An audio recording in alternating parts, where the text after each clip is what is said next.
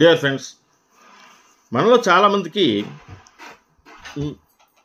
ముఖ్యంగా ఆడవాళ్ళకి అనేకమైనటువంటి అనుమానాలు వస్తూ ఉంటాయి. దేవునికి దీపారాధన చేసేటప్పుడు దీపాన్ని ఏ నూనెతో వెలిగించాలి? దీపారాధనకు ఆవు నెయ్యి అతి ఉత్తమం, మంచి నూనె మధ్యమము, ఇప్ప నూనె అధమము. అంటే మిగిలిన నూనెలు ఏదైనా సరే అధమము. మనకిప్పుడు ఆ దీపాల్లో వేసే నూనెలు కూడా కొట్టుల్లో అమ్మేస్తున్నారు. అది ఏ నూనె మనకు తెలియదు, కానీ మనం వాడేస్తున్నాం. మీకు వీలైతే ఆవు నెయ్యితోటి దీపారాధన చెయ్యండి. ఆవు నెయ్యితో వెలిగించిన దీపము యొక్క ఫలితము అనంతము. అష్టైశ్వర్యాలు, అష్టభోగాలు సిద్ధిస్తాయి.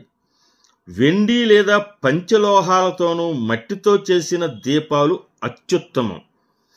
అలాగే ఆముదంతో వెలిగించి చేసే దీపారాధన పనికిరాదు.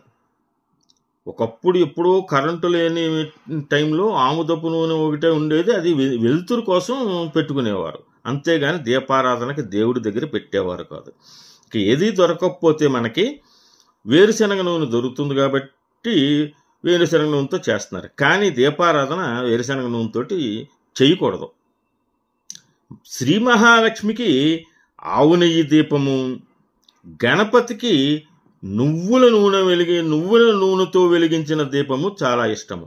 అంచేత వేరుశనగ నూనెకు బదులు నువ్వుల నూనెతోటి దీపం వెలిగిస్తే అది కొంతవరకు మంచిది. ఈ వీడియో లైక్ చేసి సబ్స్క్రైబ్ చేసుకోవాల్సిందిగా మిమ్మల్ని అందరినీ కోరి ప్రార్థిస్తున్నాను.